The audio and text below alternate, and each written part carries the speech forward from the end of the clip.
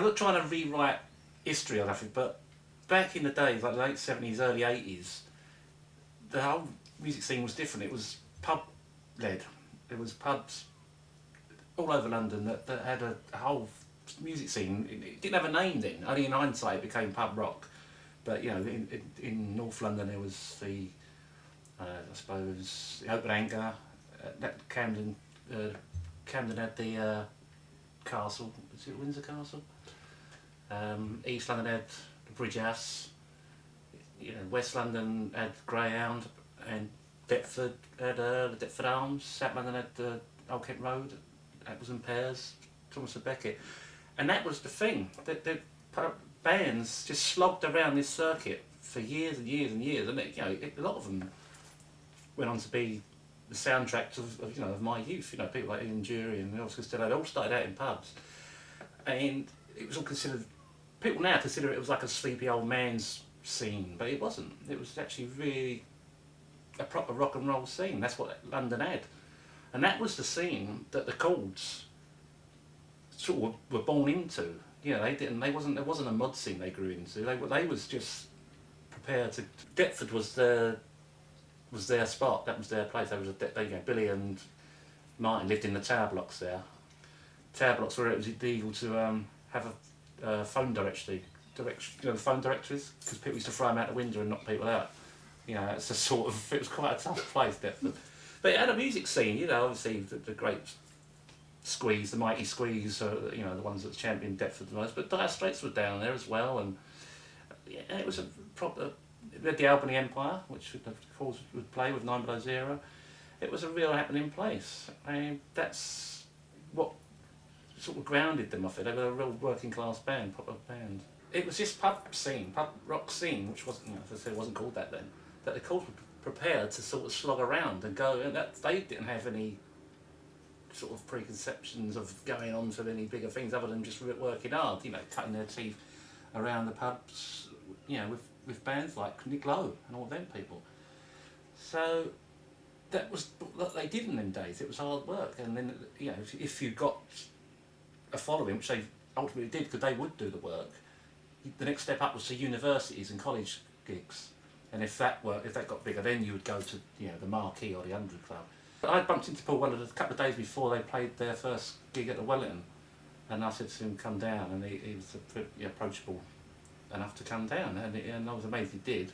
And from there, they were 2 weeks later, they're at the Rainbow, you know, a sold out gig at the Rainbow. For them too quick, I think, from, you know, playing in pubs, they skipped out everything else and they went straight, you know, onto bigger things.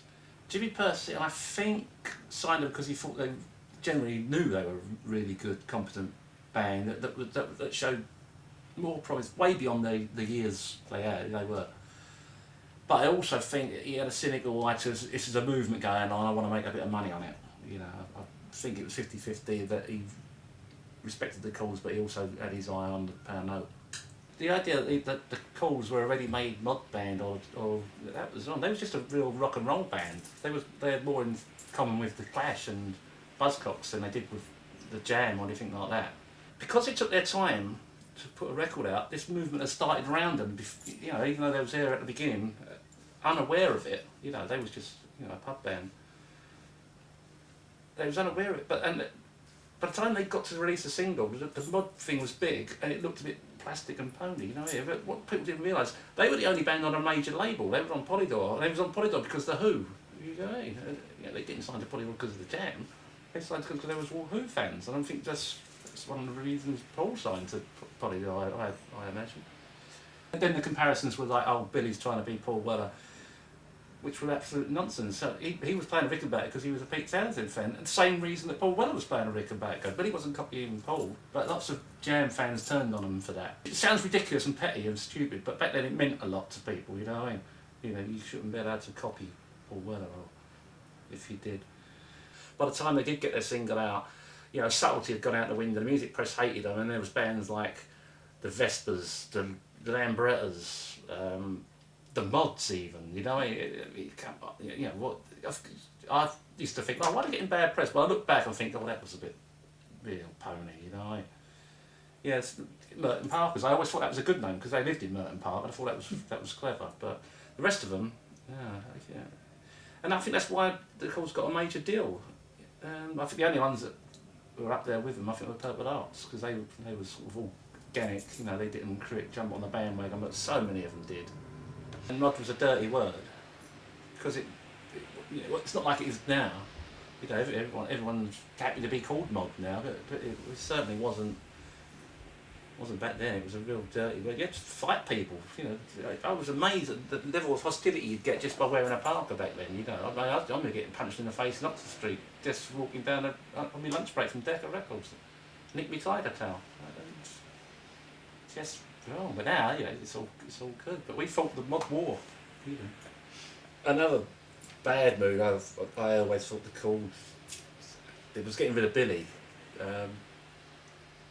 You know, history has proved, you know, unless your lead singer dies, you know, don't get rid of your lead singer, you know, or if he leaves, then, you know, farewell, soldier on like the Stranglers did, and, you know, but sacking your lead singer,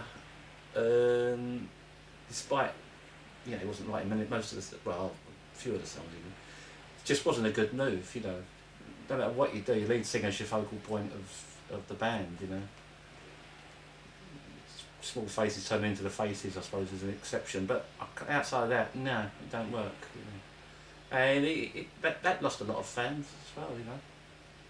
I tried to get him a job with a band called the Moondogs at the time, but that never turned out. But very bad move, I always thought that. For every bad thing, they had a good thing happen until, you know, it ran out of good things. You know, shame. You know, it is one of them great shames. But the Chords were in great sort of company when you look back on some great British bands like The Creation, who are more fondly known as a cult band, you know, and who never really cracked it, who should have done, you know. It's just a lack of, and it was basically music press led in them days.